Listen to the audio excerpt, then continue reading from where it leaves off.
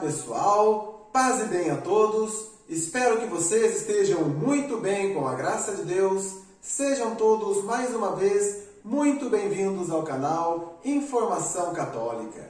Convido você que ainda não é inscrito no canal a se inscrever. Toda semana traremos novidades, informações e esclarecimentos da nossa fé. Deixe o sininho ativado para receber as notificações e ficar por dentro de toda a informação que traremos especialmente para você. Convido você também a se inscrever nos demais canais católicos.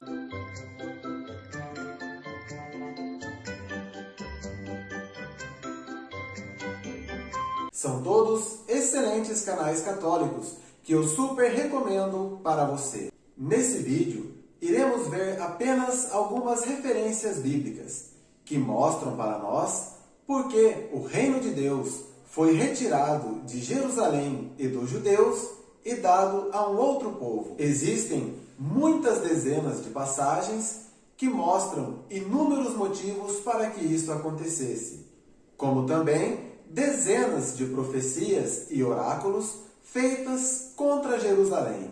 Nesse vídeo, usaremos exclusivamente passagens do Novo Testamento, que já serão suficientes para o nosso entendimento, uma vez que precisaríamos de horas para mostrar as inúmeras abominações cometidas pelo povo da antiga aliança. Evangelho de São Mateus, capítulo 5, versículos 34 e 35. Eu, porém, vos digo, não jureis de modo algum, nem pelo céu, porque é o trono de Deus, nem pela terra, porque é o escabelo de seus pés, nem por Jerusalém, porque é a cidade do grande rei. Jerusalém era conhecida como a Cidade Santa, a grande cidade, pois era a cidade do grande rei, onde Deus mesmo escolheu ali fazer a sua morada.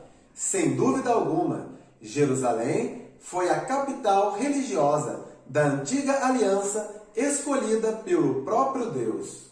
Evangelho de São Lucas, capítulo 13, versículos do 2 ao 5. Jesus toma a palavra e lhes pergunta: Pensais vós que esses galileus foram maiores pecadores do que todos os outros galileus por terem sido tratados desse modo? Não, digo-vos, mas se não vos arrependerdes, perecereis todos do mesmo modo. Ou cuidais que aqueles 18 homens, sobre os quais caiu a torre de Siloé e os matou, foram mais culpados do que todos os demais habitantes de Jerusalém? Não, digo-vos, mas se não vos arrependerdes, perecereis todos do mesmo modo.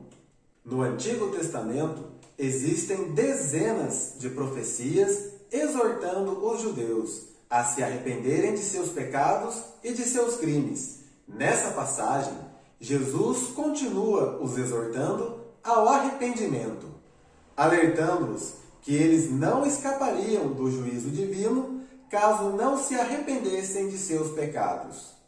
Evangelho de São Mateus, capítulo 23, versículos do 33 ao 38. Serpentes, raça de víboras, como escapareis ao castigo do inferno? Vede, eu vos envio profetas, sábios, doutores. Matareis e crucificareis uns e açoitareis outros nas vossas sinagogas. Eu os perseguireis de cidade em cidade, para que caia sobre vós todos o sangue inocente derramado sobre a terra, desde o sangue de Abel, o justo, até o sangue de Zacarias, filho de Baraquias, a quem matastes entre o templo e o altar. Em verdade vos digo, todos esses crimes pesam sobre esta raça. Jerusalém, Jerusalém, que matas os profetas e apedrejas aqueles que te são enviados. Quantas vezes eu quis reunir teus filhos, como a galinha reúne seus pintinhos debaixo de suas asas, e tu não quiseste. Pois bem, a vossa casa vos é deixada deserta. Sobre Jerusalém pesava a culpa de todo o sangue inocente derramado na terra de Israel. Jerusalém matava todos os profetas que Deus enviava a ela. Também se prostituía com todas as nações pagãs. E como se tudo isso já não bastasse, negou explicitamente o senhorio de seu Deus, como seu rei, e ainda blasfemou contra seu próprio Senhor e Deus, e ainda o matou. Evangelho de São Mateus, capítulo 27, versículos do 23 ao 25. O governador tornou a perguntar: mas que mal fez ele? E gritavam ainda mais forte: seja crucificado. Pilatos viu que nada adiantava, mas que, ao contrário, o tumulto crescia. Fez com que lhe trouxessem água, lavou as mãos diante do povo e disse: sou inocente do sangue deste homem. Isto é lá convosco.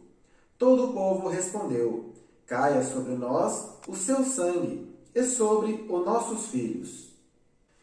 Nessa passagem, vemos o procurador romano Pilatos não encontrando motivo algum para que Jesus fosse condenado. Os judeus, porém, o pressionaram para que ele fosse condenado segundo as leis do Sinédrio, como está registrado no Talmude.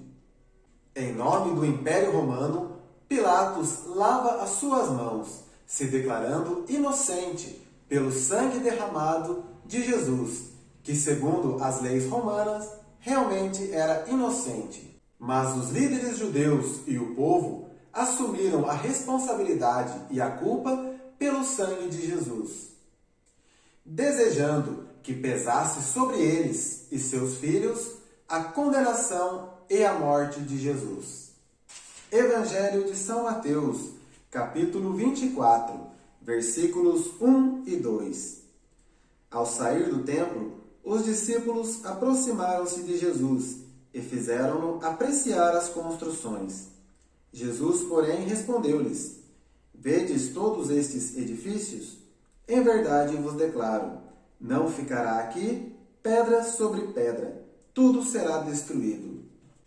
Jesus profetizou a destruição definitiva do Templo de Jerusalém, pondo fim à antiga aliança, da qual Jerusalém era a capital religiosa.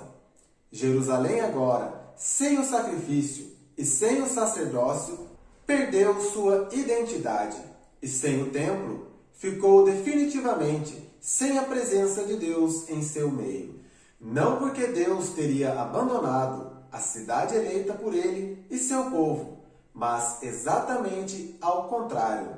Os judeus e Jerusalém ratificaram a sua rejeição a Deus. Evangelho de São Mateus, capítulo 21, versículos do 33 ao 45. Ouvi outra parábola. Havia um pai de família que plantou uma vinha, cercou-a com uma sebe, cavou um lagar e edificou uma torre. E, tendo-a arrendado a lavradores, deixou o país. Vindo o tempo da colheita, enviou seus servos aos lavradores para recolher o produto de sua vinha. Mas os lavradores agarraram os servos, feriram um, mataram outro e apedrejaram o terceiro. Enviou outros servos em maior número que os primeiros, e fizeram-lhes o mesmo. Enfim, enviou seu próprio filho, dizendo: hão de respeitar meu filho.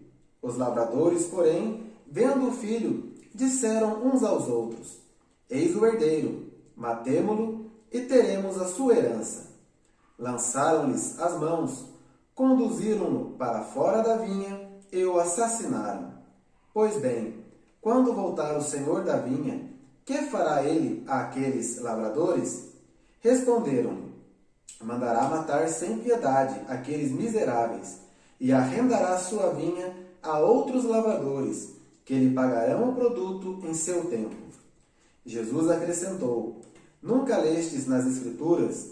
A pedra rejeitada pelos construtores tornou-se a pedra angular. Isto é obra do Senhor, e é admirável aos nossos olhos.